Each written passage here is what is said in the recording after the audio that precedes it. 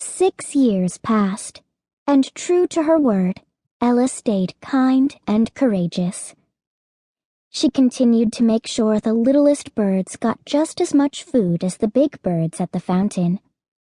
She made sure to say good morning and good evening to the cooks and maids of the house. When she had to make trips to the market, she smiled at everyone she passed. Always she felt her mother's presence, reminding her of the promise she had made all those years earlier. One morning, Ella read aloud from a book in the drawing room. Her father sat in a chair opposite her, nibbling on a piece of toast slathered in honey. Looking up, Ella smiled. She had harvested that honey especially for her father. It was his favorite treat, and the little things meant so much these days. The smile faltered a bit as she noticed the dust that had accumulated on the mantel and the curtains, which were worn thin. Since her mother's death, the house had lost some of its sparkle. Now, Ella thought. Times are not so bad. Father is here, and we have a roof above our heads, and we have each other. With a resolved nod, she turned her attention to the book and read the final paragraph. And thence home, and my wife and I singing, to our great content.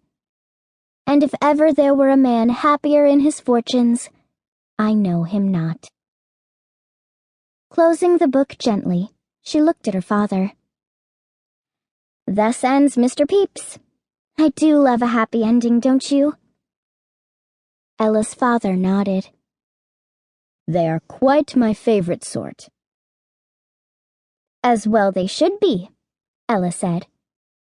She paused before adding, I suppose it would be selfish to ask for happy beginnings and middles as well. Silence filled the room.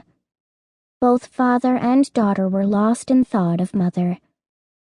The book had been one of her favorites, with its grand love story and happily ever after. Many a long-ago evening had found a young Ella snuggled in her mother's lap, listening to her soft breathing as she read the book. No, her father finally answered, breaking the silence.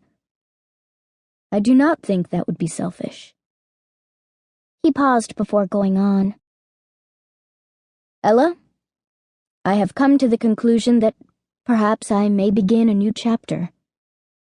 Ella had been waiting for this day and knew immediately what he meant.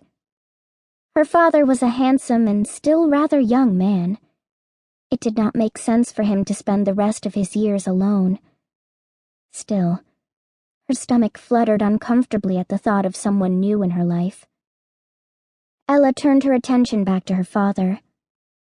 You will recall that some time ago in my travels, he was saying, I made the acquaintance of Sir Francis Tremaine. Ella nodded. Yes, the master of the Mercers' Guild, is he not? Was, her father corrected. The poor man has died, alas.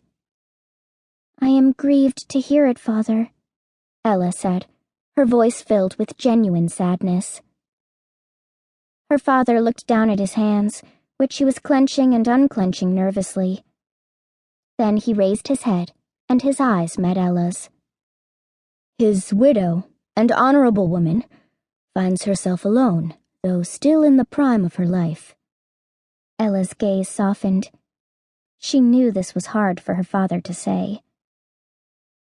You're worried about telling, she said gently. But you mustn't. Not if it will lead to your happiness. Happiness, he repeated. Do you think I may have another chance, even though I thought such things were done with? Ella did not hesitate. I do, father. A relieved smile broke over her father's face. She would merely be your stepmother, he went on, and you would have two lovely sisters.